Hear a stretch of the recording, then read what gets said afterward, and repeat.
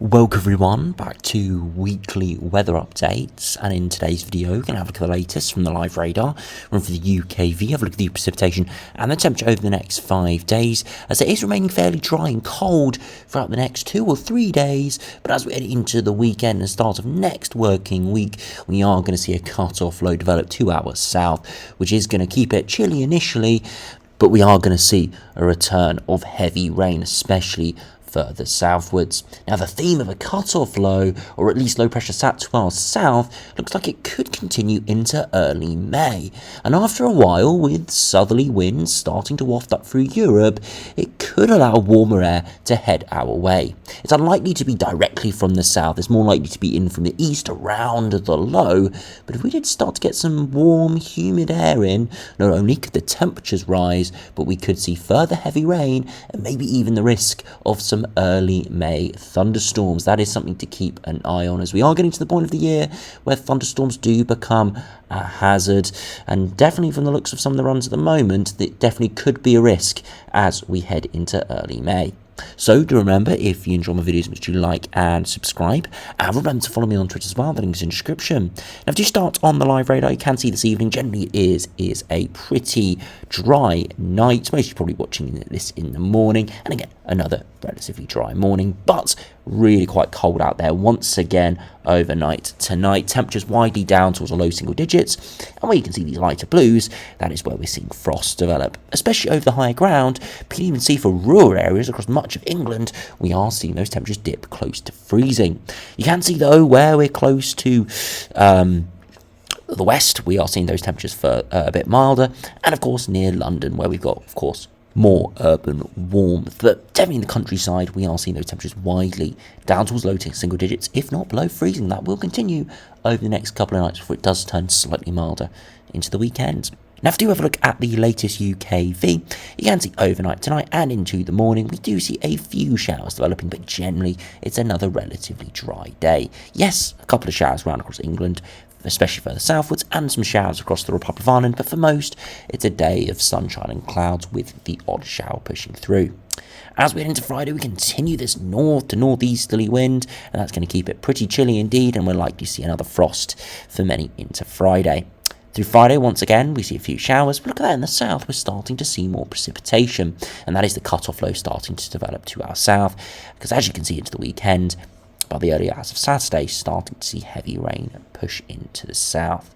As we progress through Saturday afternoon, more outbreaks of rain, especially in the east, as we see weather fronts spiralling around, and then we could see some very heavy rain overnight into Sunday.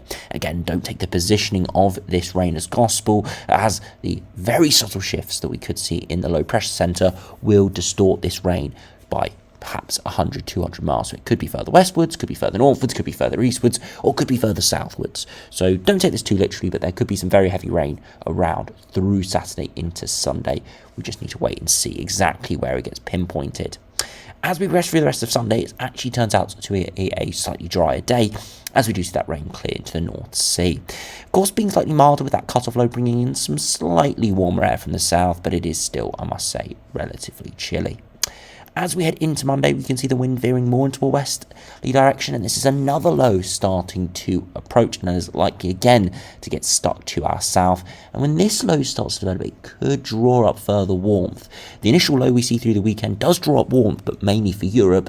As this low approaches, it could start to drag that warmth from Europe. Very far-fetched warm air, but it could reach our shores. I'm not expecting a heat wave or anything like that, but temperatures maybe 5 degrees above average, so temperatures perhaps getting towards 20 degrees, maybe into early May, but it doesn't look like it's going to be a dry 20 degrees. It does look like there'll be rain, thunderstorms, cloud around. There is a lot of low pressure and lots of energy, so that is something we do need to keep an eye on. Now, do look at the max temperatures. You see overnight tonight, temperatures widely down towards the low single digits, if not towards freezing in rural areas. Again, it looks like the UKV is underdoing it a little bit from the looks of the live radar. Many areas are getting close to freezing, so we'll have to see exactly what those temperatures are in the morning. Into the afternoon, another chilly day, widely in the mid to high single digits, maybe a 13 or a 14 in the far southwest. As we head into Friday, another very cold night, actually a lot colder than tonight.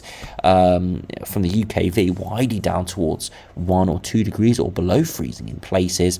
And you can see into Friday afternoon again, another chilly day, temperatures widely in the high single digits, maybe double digits through the larger area of England, maybe even 13, 14 towards the southern areas. And that's because the warmer air started to waft up from the south.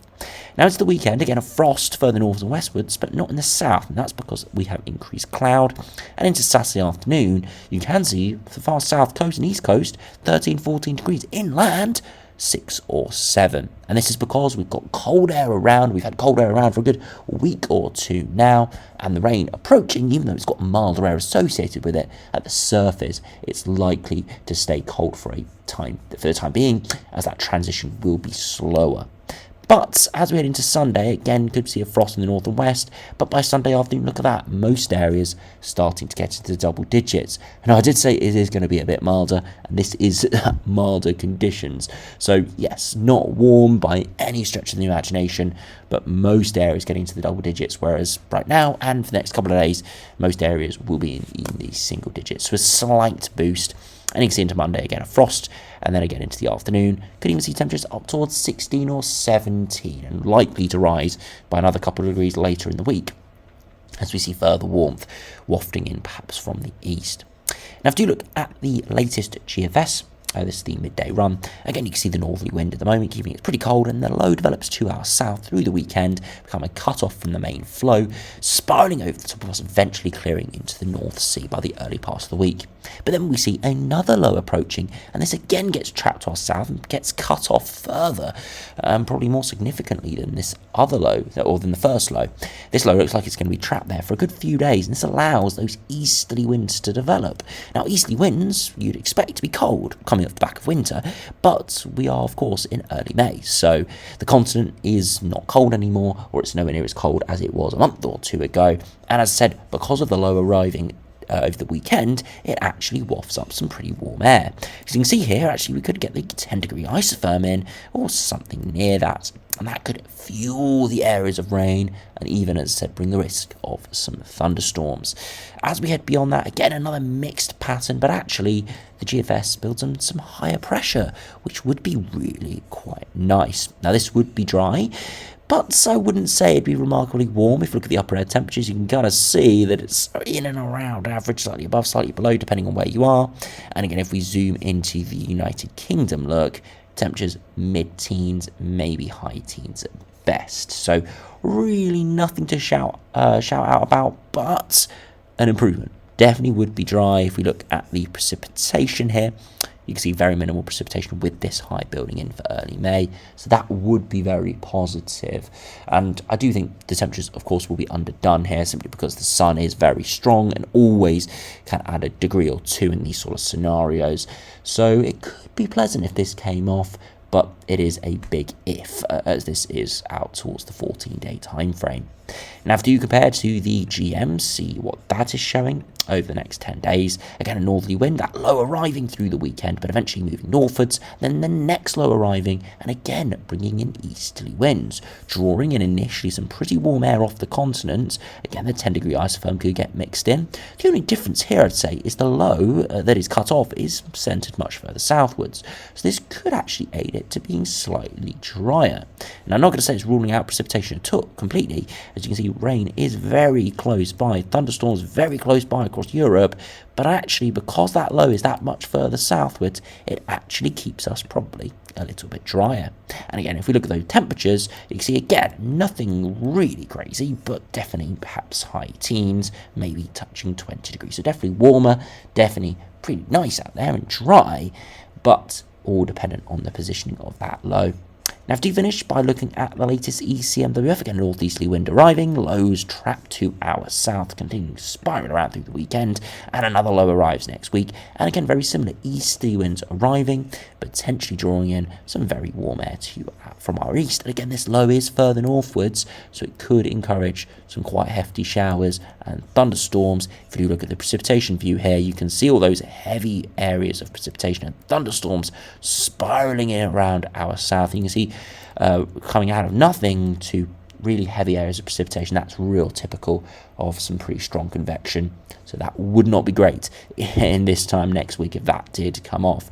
But definitely showing the risk of some thunderstorms and maybe something a bit warmer next week. But regardless of those upper air temperatures, if we are seeing heavy rain around, the temperatures at the surface won't be all too great. Now we can see this summarised on the latest ensembles. These are the latest GFS ensembles for the next couple of weeks. And you can see generally we're cold over the next 3 or 4 days, but finally we're going to be back towards average for the last couple of days of April. But of course this weekend back to average, but with still some quite heavy rain around. So temperatures back up, but we are seeing the return of heavy rain. And you can see into next week, very sporadic, but some big precipitation spikes, and that is pretty symbolic of the convective pattern we're seeing from some runs. And you can see there are some very warm runs. The eastern relief actually shows it a little bit stronger, but definitely some warmer runs appearing for the first sort of 5 days of May, and potentially some pretty high precipitation as well. So that would be very interesting indeed, as that would definitely convey the idea of a bit of a thundery pattern. If we look at the sea level pressure, you can see up and down, definitely symbolic of high pressure being close by, but also low pressure being close by, so not really one or the other dominating. You can see the operational run that did show that big high in the longer term is a bit of an outlier. Unfortunately, you can see there's maybe 2 or 3 ensemble members supporting it the most. Most of them are towards lower pressure, or kind of in between. So, yeah, potentially something to keep an eye on, but not got a lot of support at this stage. And finally, if we compare to the ECMWF ensembles, again, cold over the next 3 days or so, rain returning this weekend as we get back towards average, and then you can see this quite big little bump there into early May, and again, accompanied by some pretty heavy precipitation, emphasising the risk of this sort of thundery, heavy rain, warmer pattern as we head into early May. Again, it's the kind of pattern that's expected this time of year. It's not too unusual, but it will be quite a bit different to what we have in the moment. Yes, we'll have heavy rain around, we'll have thunderstorms around, but the feel like temperature out there will be completely off the other end. You know, it'll be very warm, humid, it'd feel like we're in summer.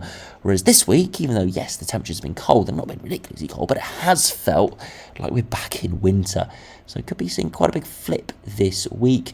I will emphasise it's not looking like a heat wave or anything like that. That is off the cards. This is looking like an unsettled, kind of warmer pattern. And even the upper air temperatures don't look that exceptional, maybe 5 degrees above average. But it definitely could produce some fireworks in places next week. So, of course, we'll have to keep a very close eye on it. So anyway, thanks for watching. Hope you enjoyed. Subscribe if you're new. And I'll see you again for another video soon.